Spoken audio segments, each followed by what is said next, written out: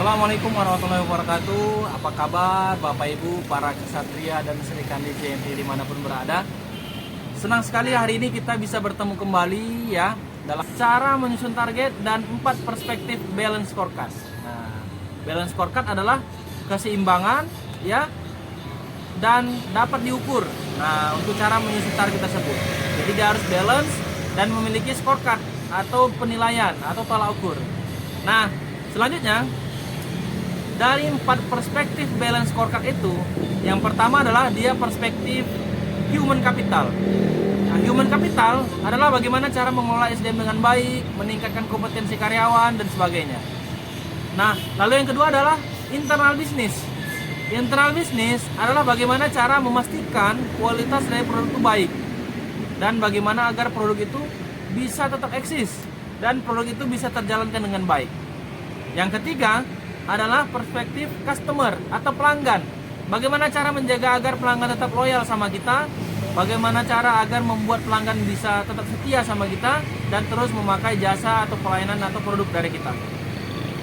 Yang selanjutnya adalah finance.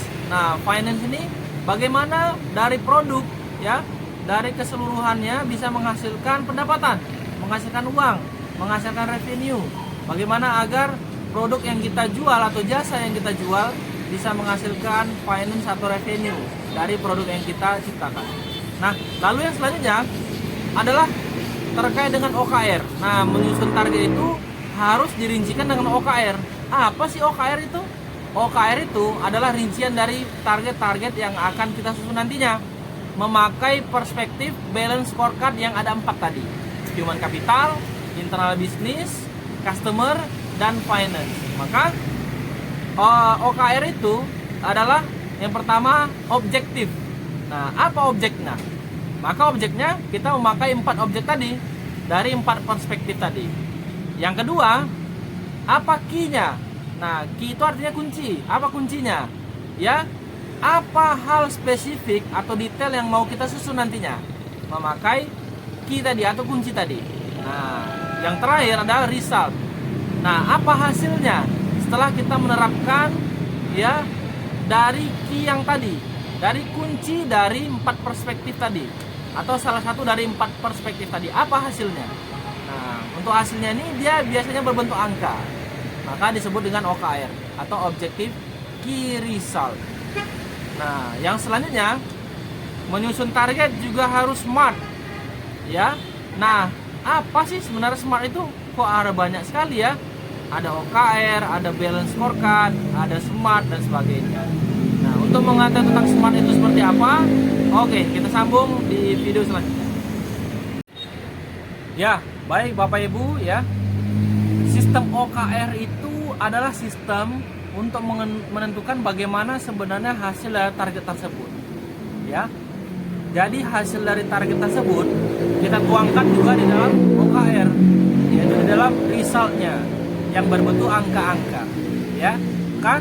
Kalau untuk menyusun OKR tersebut, dia harus memakai angka-angka juga. Baik, yang selanjutnya adalah target itu harus SMART. Nah, SMART itu adalah singkatan dari yang pertama S. S itu artinya spesifik. Target itu harus spesifik, dia harus detail, harus rinci. Bagaimana target itu dibuat, ya? Yang kedua, M, dia harus measurable. Measurable itu artinya dia dapat diukur. Maka target itu harus dapat diukur. Sejauh mana target ini bisa tercapai? Bagaimana karyawan ini bisa mencapai target tersebut? Kita ukur semuanya. Nah, yang ketiga adalah A, achievable. Achievable itu artinya dapat dicapai. Nah, kalau kita buat target nggak dapat dicapai, buat apa kita buat target? Maka target itu harus bisa kita capai. Baik, yang selanjutnya adalah R, reliable. Reliable ini artinya sesuai kondisi. Maka kalau menyusun target, kita harus sesuai kondisi. Tidak boleh membuat target tidak sesuai dengan kondisi dari dalam perusahaan atau dari luar perusahaan kita. Yang selanjutnya adalah T, timeline atau tenggat waktu atau target waktu. Kapan mau kita buat sebenarnya target ini bisa tercapai? kapan target ini harus tercapai. Misalnya target kita harus tercapai di tahun 2045 misalnya, maka harus ada timeline atau target waktunya ya Bapak Ibu ya. Maka seperti kita contohkan ya di KCO Medan.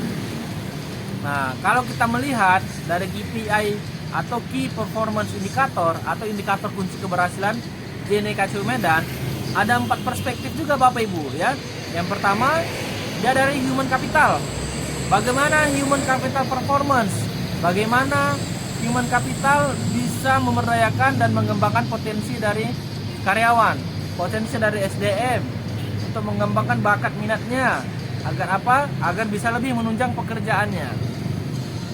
Nah, resultnya seperti apa? Nah, result itulah berbentuk angka. Nah, maka untuk menentukan target tersebut pakai sistem OKR ini untuk membuat hasilnya, dan pakai sistem SMART untuk merancang targetnya.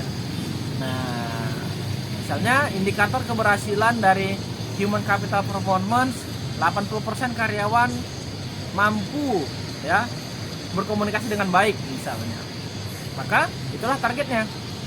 Resultnya angka tadi. Oke, yang kedua adalah dari internal bisnis. Nah, internal bisnis ini objektifnya ya dari 4 perspektif balance scorecard. Nah, ada 4 ya. Yang kedua internal bisnis. Nah, di internal bisnis adalah bagaimana cara misalnya di key-nya atau kuncinya, bagaimana cara agar POD inbound itu terjalankan dengan baik. Ya, bagaimana corporate branding terjalankan dengan baik. Ya, bagaimana agar pengantaran itu bisa cepat tersampaikan. Nah, itu adalah key-nya. Nah, bagaimana agar keluhan dari pelanggan atau closing ticketing dari customer service bisa lebih baik. Nah, seperti itu ya. Maka itulah key dari internal business. Yang selanjutnya adalah customer.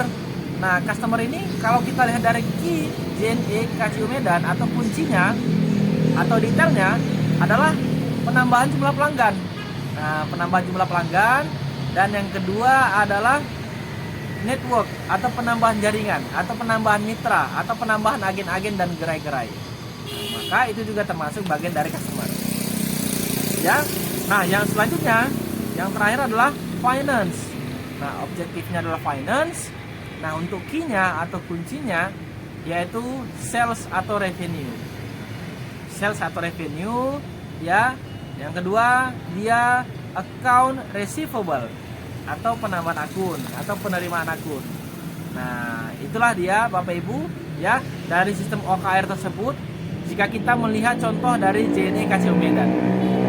Nah, JNE KCO Medan memakai perspektif balance scorecard dan mengelompokkannya menjadi 4 perspektif ya. Perspektif human capital, internal business, customer, dan finance. Nah, lalu sudah ditentukan 4 perspektif ini, saatnya kita merancang target.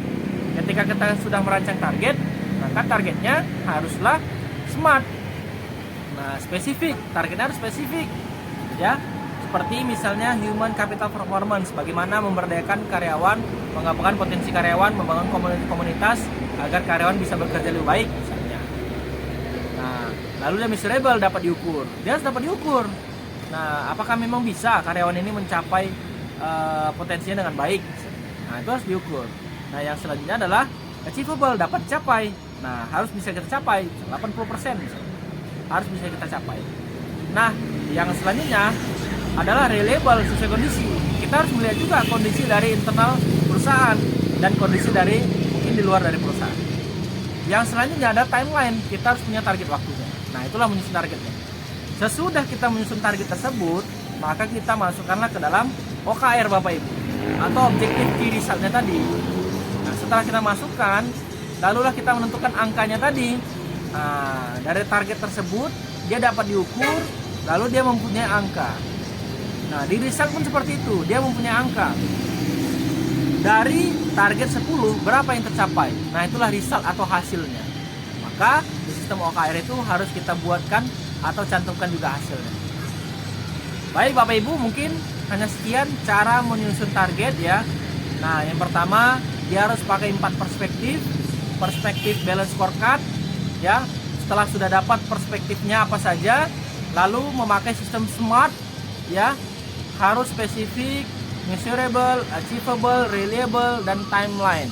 Harus pakai sistem itu Bapak Ibu. Agar apa? Agar targetnya bisa terbentuk dari situ. Setelah targetnya terbentuk, maka kita masukkanlah dia ke dalam OKR tadi. Nah, dan resultnya tadi adalah yang sudah kita tentukan sebelumnya, memakai sistem SMART tadi, target tadi. Nah, misalnya sales atau revenue dari sales misalnya itu sampai 1 miliar. Nah, maka itu angka. Maka di resultnya tadi harus kita cantumkan juga, dari 1 miliar tercapainya mungkin 2 miliar, maka melebihi dari target dan dapat dicapai, dapat juga diukur sesuai juga dengan kondisi. Baik Bapak Ibu, mungkin hanya sekian yang bisa saya sampaikan, lebih dan kurang mohon maaf ya. Kami akhiri. Assalamualaikum warahmatullahi wabarakatuh.